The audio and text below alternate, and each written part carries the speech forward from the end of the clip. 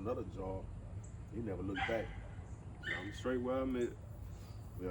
It be like that sometimes. Definitely be like that. I had another cousin of mine.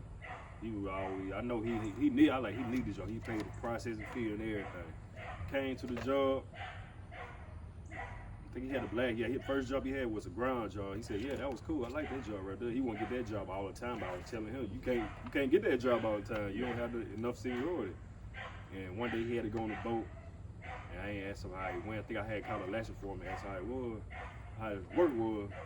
He said, "That's your cousin right there?" Shit. He said, "Man, he ain't worth a damn. He handed me the rod."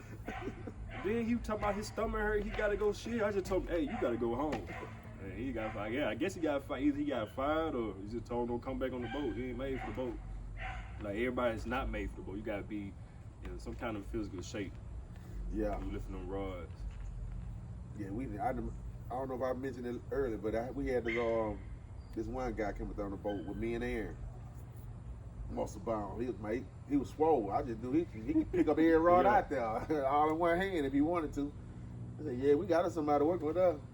We got to putting them long rods up that mug. He went to wobbling. I was like, nah. And then I said, just lean him up on the box, man. Just lean him on the box. And he was leaning them, but he was putting them on top of rods that was already in place.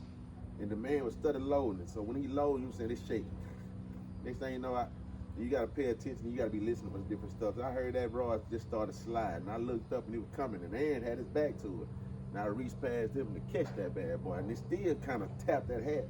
Pop, but that boy almost popped my rib. Now we had to tell old boy, man, you got to go down on the other end. Just set them up down there on that end. That way, you saying, if they do foul, there won't be nobody in the way to get hurt. Yeah. You know what I'm saying? But that's the last time I seen him too. I don't think I ever seen him again after that. You know what I'm saying? A lot of guys they don't make it on that boat. You know what I'm saying? It's a lot of physical work. You know what I'm saying? Especially if you end up getting 2 bays back to back with the long rods. Yeah. You know how we used to do it. You know what I'm saying? But we had a three-man team though, you know what I'm saying? He had a strategy going, you know what I'm saying? That was the good thing about it. See, like now when they broke it down with just 2 man, that's hurting us more than anything. So now we got to pick up our own rods. You know what I'm saying? When we had that 3-man strategy, had one man, he putting all along, he could either stand them up or hang them, one of the two. You know what I'm saying? And the other 2 men coming through that bad boy, tightening them up. You know what I'm saying? Hanging the rod, you just come behind, just tighten it up. Yeah, and he come back with that breaker bar. Now we gone. You know what I'm saying? Everything flow real smooth where we had it with the 3-man crew. But now they got it messed up with the 2-man crew. You be up there for a good little minute. You know what I'm saying? And it worked.